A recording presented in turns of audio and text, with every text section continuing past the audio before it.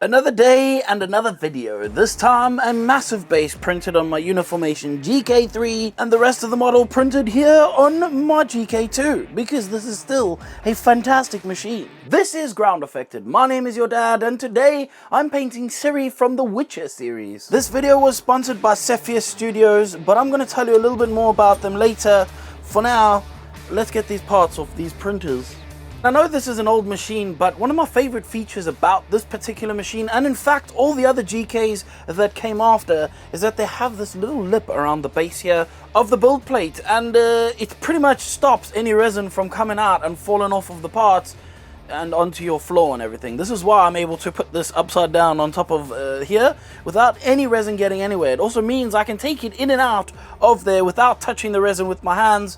It's just a fantastic device. As you can see, I have the entire model on one build plate because this is a smaller printer. It's technically a mid-size printer, and this is the entire model's base. And like I said, you're able to touch all of this stuff without getting any resin on you anywhere. But one of the other cool little features that these machines have is that you're able to place that into the side just like that, which enables you to drip dry these things so that there's definitely no resin coming off of it by the time you actually take it out. This is of course a feature of the newer printers. The older one, which is the GK2, does not have this feature, but the newer ones, they do have this feature in the side of their little vats.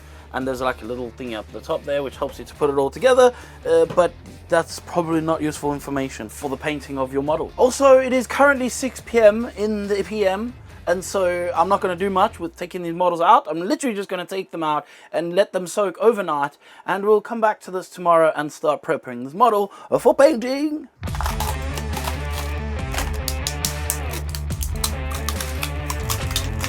So it's a new day today, and I'm now going to take these parts out and let them dry. Let me show you what I do with my bits. Now I want to be very clear when I say this. Not all resin can stay in alcohol overnight.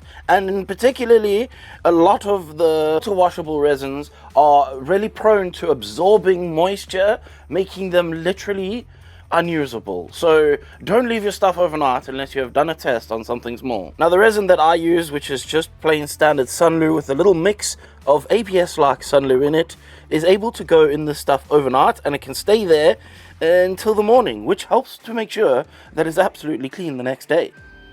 I've also obviously left the base in here overnight, and that's because I figured it was a bit better to use the cleaner stuff over there, because this one needs to be emptied out and cleaned again. As you can see, there is a load of resin still coming out of this part, literally dripping out. It's clear that that is resin. So I'm going to run this one more time, and then I will come back and see if it's now cleaned it out. This little bucket, by the way, or Tupperware, when I got all the Formlab stuff, it came with that. So this bucket is just really cool. It's got this little like clip thing on the back, so I can sit here and just let them drain before I carry them across the room and allow them to pour all that alcohol that's stuck inside of them out. Otherwise it's gonna make a mess all over the floor. Now I went to one of the cheap shops, like a pound shop here, maybe a dollar store wherever you live, and I got a bunch of these trays. They are for baking, and I take these trays and I put a load of tissues on. Even if you're doing this as a hobby, get yourself 2 of these trays. Trust me, it makes your life so much easier. Not only is it good to put your prints on so you can move them around, allow them to dry, spread them out to get air through them, but it's really good for separating parts and things. Like for example, that tray is clearly the tray of stuff that I had available that had no place to go until I had actually tidied up. This tray is the tray of paints that I'd used for my exact last project, which, by the way, if you're on my Patreon, you get an entire list of this. It's listed out for you in a Word form for you to print and cross-check if you have or don't have a particular color, and also to go and check out what the matching color would be online. Now that your lesson is done for the day, I'm going to stop waffling about informational stuff, and that's it. I'm going to prepare these parts by putting them inside of a curer, of which I will cure for around 5 minutes per side at a high, and that's it. Curing times is a whole new ball game on Kettle of Fish, and this is going to depend on a lot of values, depending on what machine you have, depending on what resin you're using. So we're not going to get into that, and just know that I use 5 minutes per side with my Nova curing machine, but I've had varying results with different brands. So bear in mind that this is a testing thing. You're going to need to test the length of time that's probably more ideal for your own curing machine. Uniformation also has this Cure Max 3, Cure 3, whatever it is, but basically it has a way where you can cycle. It's literally at the moment just got a fan and a heater blowing in there, so it's warm air, and that's helping to get everything dry on the inside. This is not necessary, but also if you want to do this, you can just leave it on your trays and you can leave it for like a day or so. That's it. No more teaching you about that stuff today. Let's get into the fun stuff. Now obviously I have cleaned and prepared these parts by sanding them and getting them to make sure that they fit and everything all fits nicely. The only thing I really needed to do was sand, but I also added magnets, as you can see, and this is obviously going to help keep some of these things together while I put the model on its base, obviously, otherwise it might not stay together, and in this case some of these parts need magnetizing. I'm using some Kaleido primer to primer this model, and the primer is essentially just a layer that helps you stick your actual paint onto the model. That's technically all that a primer is supposed to do. I also used a gloss version of this, by the way, underneath the sword, which I then painted with this AK chrome paint. I also used this same paint over all of the chainmail that is on the model too. That includes the arm, on both arms actually, and across the chest, and a little bit on the shoulders. I'm now going to take some white Kaleido primer and use that over the top of the black in order to create some sort of a zenithal, or at least in my case just to create some highlights in the areas where I want the lighting to actually look like lighting.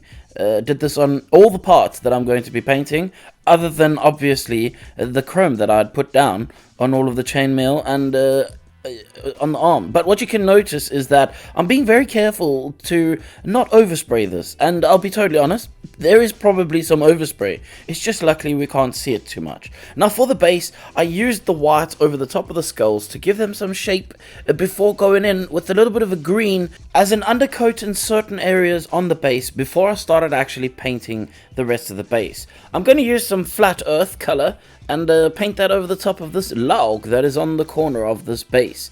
And I'm going to then take a little bit of camo green, it's a green color basically, and I'm going to spray that into the shadows of this tree bark. This is going to help to sell the effect of it being natural, I guess. That's the only answer I could think of.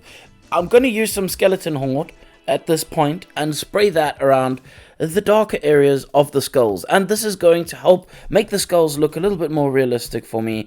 And when that's done, I can come in and paint over all the overspray using some black on the base, and this is so that I can actually come back in and start painting the colors on the base. Now if I did this without doing any of the black over the top of that white, there would be a whiter area and it would be very obvious that I have sprayed and not cleaned it up before I did any of the base colors. I'm going to use some greens, a bunch of different greens from contrast paints, and paint them over all the greens on the garlands that are on the top of the heads of these skulls. I don't even know how I thought of that word. I hope that's the right word. Anyway, after doing the greens, I'm going to take a couple of blues, namely quite a light bright blue, and paint that over all the little flowers, and then using an ochre, which is a yellow color, I'm going to paint the center of all the flowers. And then obviously rinse and repeat for both of the skulls on this base.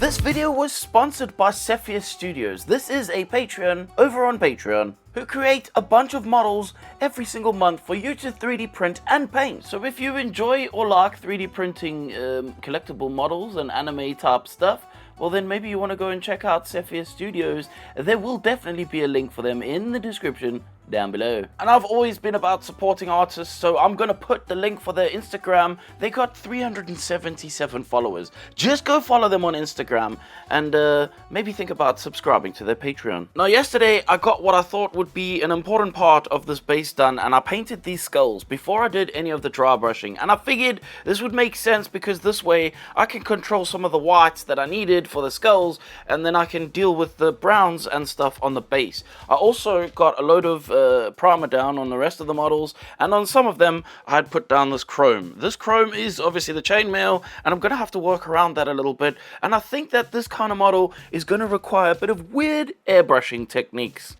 And by weird, what I mean is perhaps what you might call or consider brave. That is because I'm not going to mask anything. It's mostly brown, this model, and I think I can get away with airbrushing most of this thing, and a little bit of dry brush to bring out some of the textures. Now, I have the tree done, and I have the base to a point where I can start dry brushing. The tree is brown, and the base is mostly brown as well, and so is the character. So I need to make sure that I'm not just doing everything the same brown. Otherwise, it's going to really look a little bit terrible, and we don't obviously want anything to look a little bit terrible.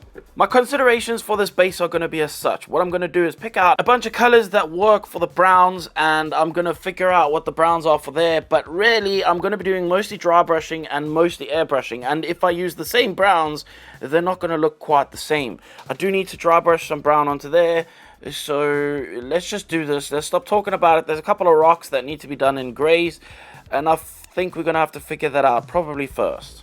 I use a trio of grays, and in this case it's literally just 3 grays, a dark, medium, and a light one. The lightest one being my deck tan, and I use that over the top of all the rocks on the base. I'm now going to start working on the mud that is on this base, and I'm going to start out with some dark rust, and I'm going to dry brush that over everything. This is going to be the base tones, and it's going to go over all the greens as well, but I'm going to be very careful not to go over any of the rock area, because otherwise I'm going to have a brown rock, and that's not the effect that I was going for. I'm going to use a bunch of different colors for this. Pretty much sure that I skipped one of the colors here and I didn't show you, but never mind, it will be in the palette on my Patreon. However, the next step was obviously using this Mornfang brown, and then obviously using some flat earth in order to go over the highlight areas of this base section. I did add a little bit of cream white into the flat earth in order to do the freaking brightest highlights, like the really bright ones. This is just because otherwise it would just be so muddy and you wouldn't be able to see much of what's going on. I took some desert yellow and I dry brushed that over the tree stump, which helps to bring out some of the textures that have been sculpted nicely into this little tree stump. It also helps to make it look a little bit better. Of course, there is texture, so you might as well bring out some of those edges. On the tree there is a little handkerchief or something of the likes, and it has, I think, got this red stripe on it, so I painted this red stripe on the handkerchief.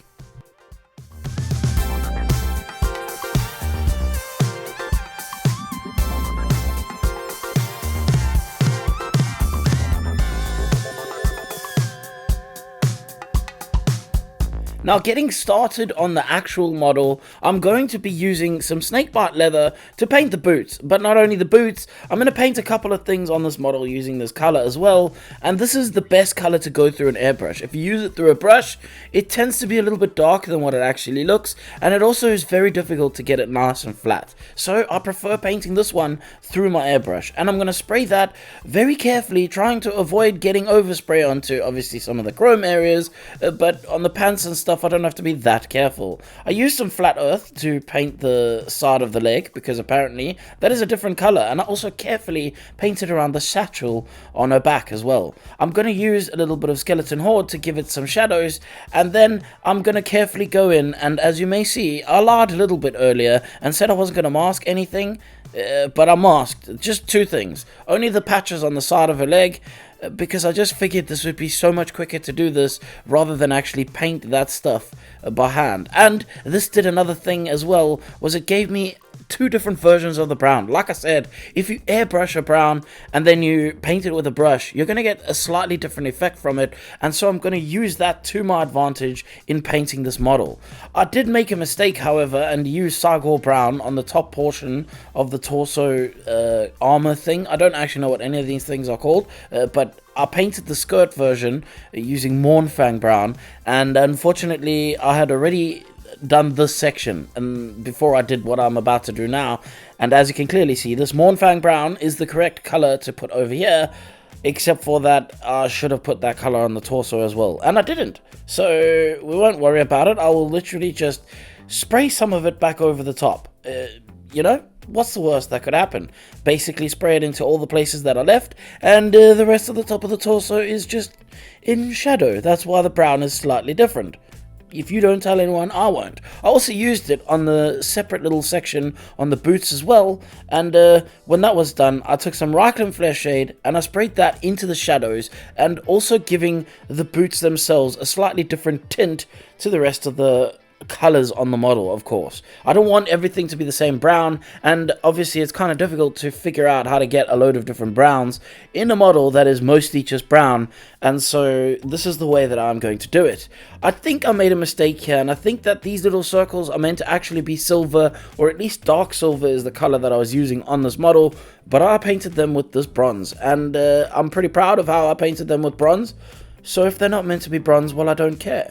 I also painted the laces and the straps and some of the edging using some Ciri brown. This is to create a lot more contrast and depth between all the different colors that I have placed on this shoe itself, which again is literally just brown. Sticking with that Ciri brown, I'm going to paint the belt as well, and after painting the belt, I'm going to make sure that I have painted the little fluffy stuff that goes all the way around the rest of the model. I'll start out just here on these legs, because once I get these done, I can put them aside on the base and it can just stand there rather than being precariously hung above my working station. And to complete the legs, I needed to use a couple of metallics, for example some bronze over the little ball things that are on her one thigh, and then also some silver over the little, I don't even know what those things are called, the side corner pouch protector things on her pouch on her back, whatever it is, and that hook as well that's on her back. And I used some bronze to paint the little dots that are on her belt. I'm gonna take a little bit of deck tan and I'm gonna paint very carefully a bunch of the laces, which apparently have to be a different color. Of course they do. However, this does add a very nice touch to this model and helps to add a little bit more detail in an otherwise brown and boring color palette. I can now set to work on the rest of the model, and obviously the next step to do now would be the torso and arms. And since one of the arms is attached to the torso, I'll start with the arm that isn't attached. And I'm going to paint some Mornfang brown over the rim edge of the place where I'd originally painted that chrome before. I used some Ciri brown to paint the fluff and also the strap that goes around. Taking some bronze on the torso section, I'm going to paint over some of the buckles and a couple of the little rivets that are there. A load of the little buckles and straps needed to be painted with this, and then I just made sure that I covered all the edges of all those chainmail pieces with the Mornfang brown. Annoyingly, painting over the top of that chrome is a little bit difficult because it's shiny and slippery and the paint doesn't want to stick, but a couple of layers will sort that out. I then used a little bit of Gryph Grey and some Skeleton Horde to paint in some shadows and also some more color just onto those chrome pieces, because chrome on their own, it looked a little bit too bright and colorful, and not bright and colorful, it looked just too shiny. I don't really know the words to say for it, but it looked too shiny, and because it was too shiny, it didn't look like it was lived in, while the rest of everything else had textures and was lived in. So thus forth, I gave it a tint of different color. On the back of her, she has obviously a sheath to keep the sword that is in her hand in, and this needed to have its little bits painted, and so I painted them as you saw. I'm gonna now put some effort into these skin tones, and this is a little bit of a weird one for me. I just decided to try using just straight pinkle, no red in the shadows, and I'm going to just lay on one of the darker skin tones that I normally use. It was almost immediately apparent to me that this just wasn't going to work, and so I tried to fix it by coming in with the Orcish Dermis underneath in the shadows, but again, this was not bright enough, and so I added a brighter highlight in order to try and push the contrast from the shadow, which I had not got dark enough. Basically, all of the skin tones was a mess up, but how I brought it back was by making sure to just keep working up my way with the skin tones to the brightest one, and then coming back with some Gilliman flesh and actually putting the contrast in using this color. Unfortunately, this does create a really awkward looking color on the skin, and so in order to fix that, I used a yellow wash over the top of everything to try and tone that down a little bit. I did use a bit of Orcish Dermis again through my airbrush into some of the shadows just to tone down the brown that was sprayed in there as a contrast, and then I moved on to painting the hood. And for the hood, I used Mornfang brown because that is the color that I painted the Jacquet underneath, and I actually have no idea why. I just figured this probably made sense, and so this is how I did it. I also used a dark silver to paint her necklace, which is around her neck, obviously, and that was kind of difficult because it's in a very tough and awkward spot. Using some deck tan, I'm going to paint her hair, and one thing I can say, deck tan's a fantastic color for characters who have this whitish kind of silvery colored hair. It just works perfectly for this. And in order to give that some shadows, I will use a little bit of skeleton horde through my airbrush to just add some shadows to it. But I need to make sure that it's fully dried, and while I'm waiting for it to dry, I can use some Sargor brown to paint over the fluff around her neck. Of course, this matches the rest of the fluff around the rest of the model. Here is that skeleton horde going into the shadows, and with this, I'm kind of careful to get it to go into the crevasses and roughly with the shape of the hair. You don't want too much on the top where the light would be hitting, because it would take away from your highlight of the hair, but it's just going into the crevasses mostly. And the overspray is okay because it's going over brown and it's not going to really change it too much. I use Sargor brown to paint all of the elastics that are holding her hair together in the braid, and then I used a cream white to dry brush all the highlights back into the hair, and this is to help pick out some of the real high spots where the light would be bouncing off of the hair. Hair is usually quite shiny in comparison to skins and clothing textures and things like that, but you don't want it to be too shiny, but in this case that cream white worked out pretty well. Now to work on the face, I'm going to take some Magos purple and paint that over her lips, as well as a thick layer of it into the insides of her teeth, in order to create some pinkness on the insides of her teeth, but also to tint the lips as well. Using some red, I'm going to paint the scar. I'll be honest, I put quite a bit of water with this red because I didn't want it to be too stark. And I took some of the dark brown, and I'm pretty sure it was that dark rust color on my base to paint her eyebrows in. I used obviously a very small brush for doing this, and I carefully tried to make them not look too solid by giving them some slight edges with my paintbrush so that it looked kind of like hairs. I then took that same small brush and using some deck tan, no, I used cream white to paint her teeth. Actually, that's a lie. I'm pretty sure it was deck tan. It's either cream white or deck tan, but I feel like cream white would be way too white, and I can't remember, and I didn't show it to the screen like I normally do, so let's just forget about it. It's probably deck tan.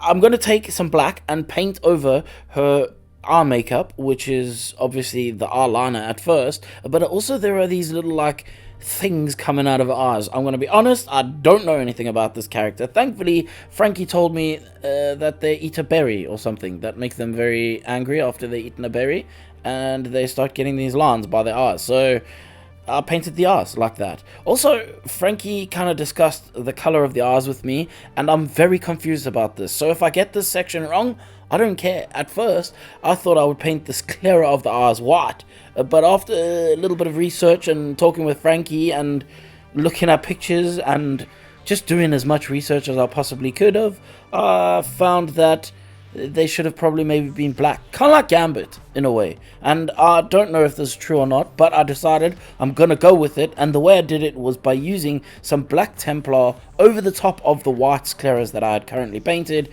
which makes them not look so dark, but they still look like they are obviously black. I'm now going to take a little bit of fluorescent magenta and spray that into the sockets of the eyes so that the overspray hits just above the cheekbones and helps to make that stuff coming out of eyes look a little bit more angry than what it's actually currently looked. And I don't know, I feel like whenever I look at the picture of any of the witches, they look like their eyes are burning, so that's why I figured they needed to look like their eyes were burning. I used some greens to paint in the irises. I used the dark one at first and then a bright one in the center of that, and I gave her a slit pupil because I feel like that is what it's supposed to look like. Again, I could be incredibly wrong, and hopefully I am not. I used white for a specular highlight, and I also take a gloss clear coat and I paint that over both her teeth, lips and her eyes before I can now take the head of this model, put the sword onto it, and then stick it onto the model and call this one done.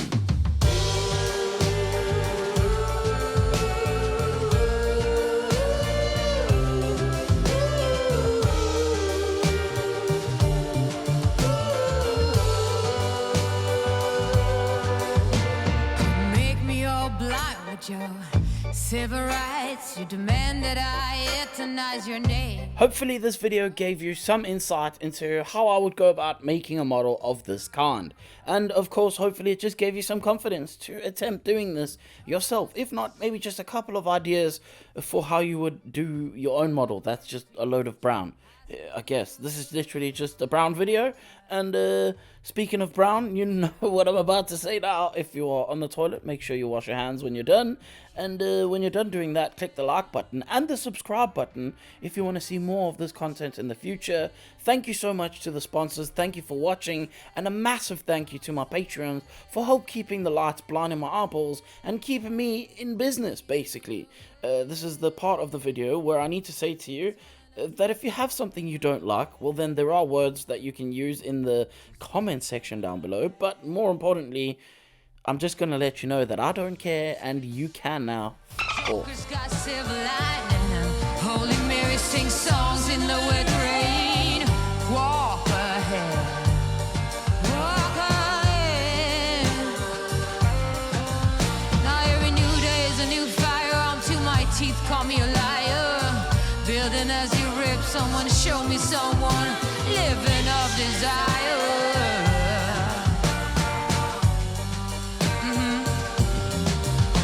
Big candles keep broken, and blood results start choking.